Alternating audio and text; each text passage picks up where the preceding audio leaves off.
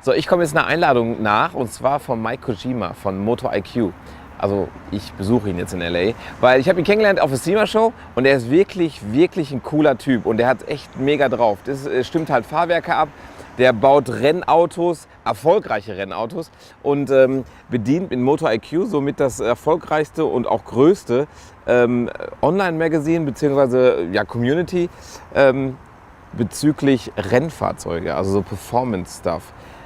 Jetzt nicht so Shine, Bling, Bling, Shine und Bling, wie nennt man es? Hier Show und Shine, sondern so richtig Performance, Track Tools. Und den besuche ich jetzt, weil er wollte mir seine Autos zeigen. Ja, bin ich sehr gespannt. Und der hat bestimmt wieder irgendwas führt er im Schilde.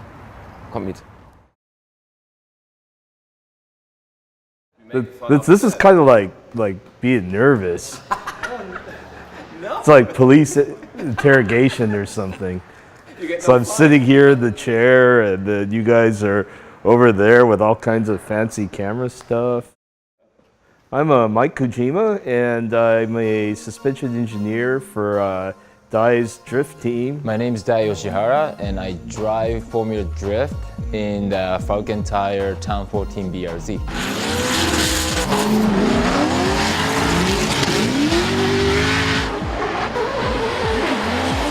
And I also help him with a lot of his other racing ventures.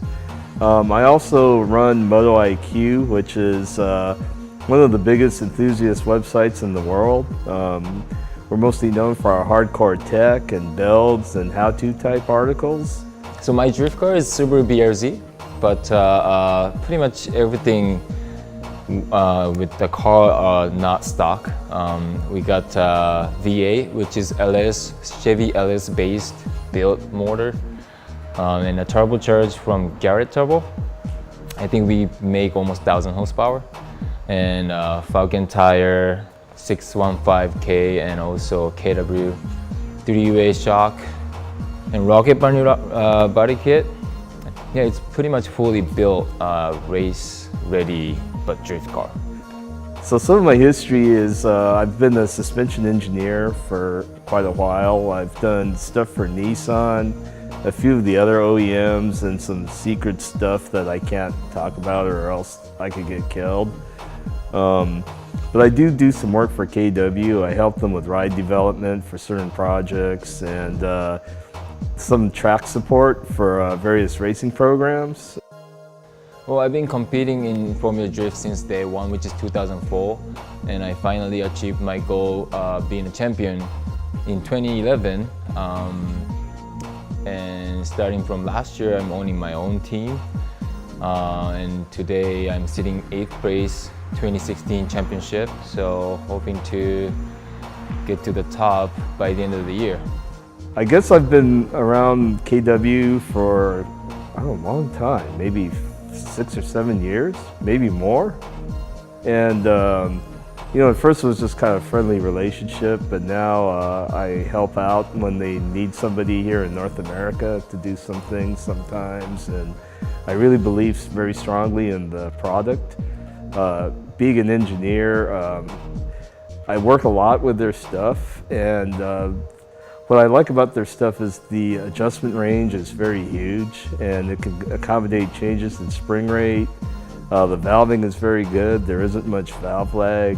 The adjustments are very predictable, and they make a pretty big difference from click to click. So it's really easy to dial in a car that has KWs. You guys have a ramen in Germany, by the way? You know ramen? It's a noodle? Japanese noodle? Oh. There's a lot of cheaper suspension on the market, especially nowadays. A lot of the Taiwanese and Asian companies make knockoff kind of suspension, and that's very difficult to work with. It's better to spend the more money and get something better from the start. And you know, if you're serious about doing track days and even competing, it makes a night and day difference when you start with a quality damper. Well, what I like about driving is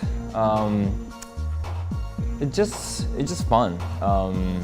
I think I'm really good at it, and when I'm driving, I don't have to think about anything else. Just focus driving. You know, when I'm doing the grip driving, just to just to focus on driving the car as fast as possible. And drifting is, it depends on what the track is, but getting inside with the car and stuff like that. So it just, I can be in a zone and focus on something, which is the most fun part of driving, I think. Well, we have a lot of stuff behind here. We'd probably like to get rid of a lot of them too, but we have an Evo here, an Evo 9, an FRS that we built for the SEMA show. We have a Nissan Sentra, which is a kind of a dopey car. Well, mainly I do drifting, but I also do grip driving, and I won the championship. It's called MotoIQ Pacific Tuner Car Championship. I won the championship in 2011.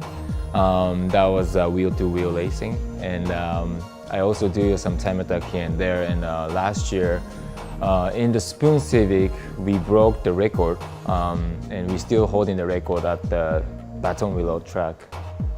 It's kind of like in Germany, how a lot of guys that do club racing, they race Opels, which are, I guess, not a cool car in Germany, but tuners like them. So it's the same thing with the Sentra. It's a cheap, compact car, but it's a very good race car because, fans can relate to it, and it's kind of an underdog, so they root for it. Like this Sentra is what Dai won the championship with in 2011. I just happen to know the guy who does drift show in the States. And at the time, I wasn't professional or anything. I never really compete, but I was good enough on street drifting. So he basically invited me to be in the States and just compete. At the time, drifting was small. So there's no professional drifter such thing back then. And basically I was just came here in the right timing. And as I compete, the drifting became bigger and bigger. This one I drive sometimes. There's a 300ZX there, and it has 650 horsepower, and it's a pretty cool car. We have a V8 RX7. I know rotary people would hate us, but this is, the rotary blew up, so we took it out and we put a LS3 from a Corvette in there. And it has KW suspension and a Rocket Bunny kit.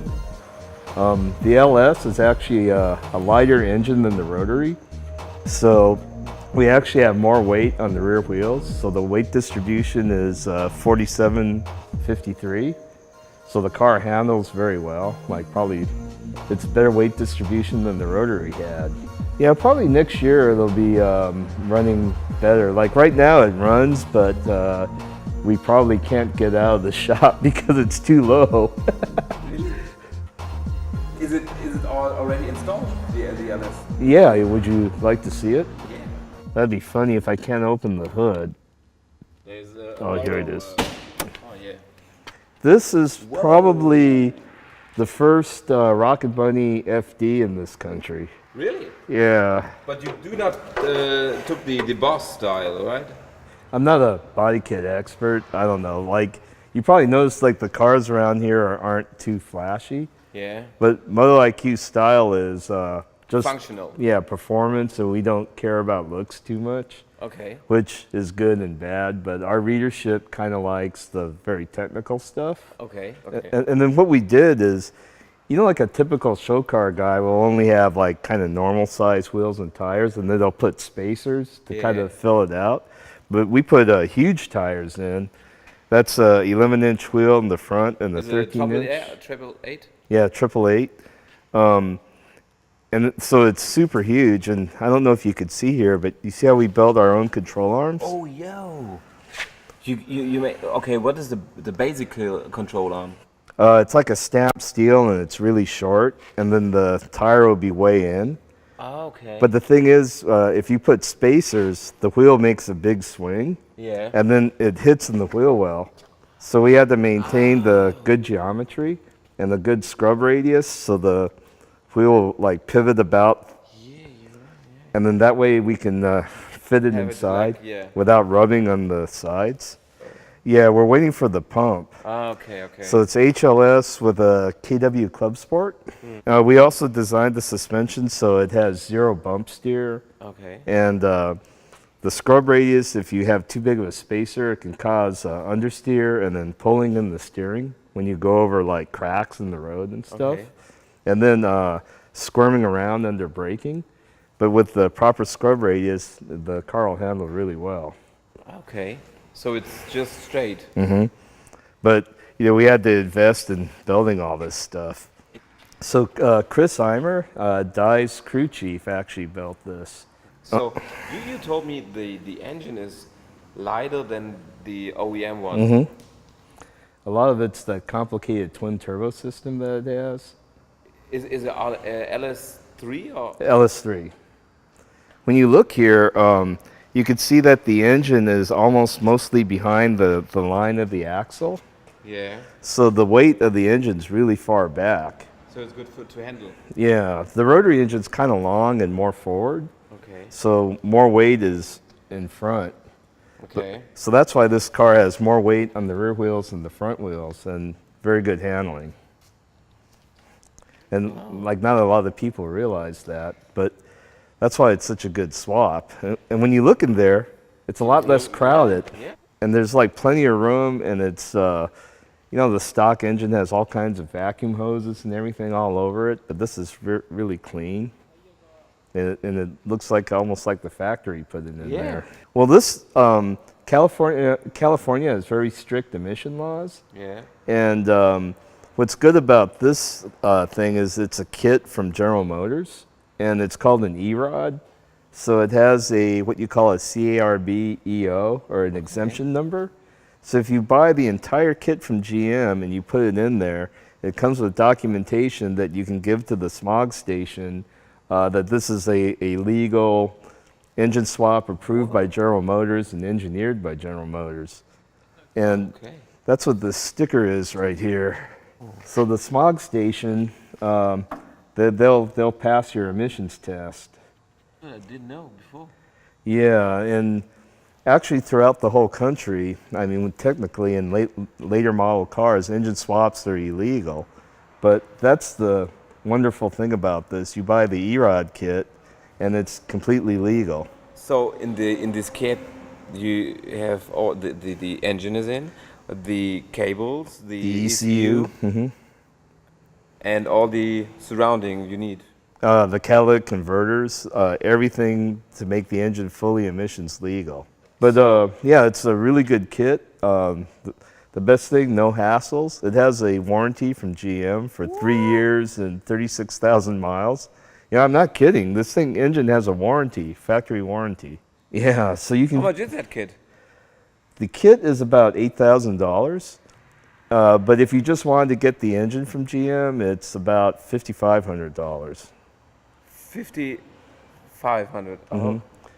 But what's amazing is this same engine in the junkyard costs almost the same, which I don't understand exactly when you can buy a brand new one from General Motors. Strange. That's strange. Okay. So, is there any car I can drive? You can drive our FRS if you want. Yeah, I would like. Let's see, we gotta get it out.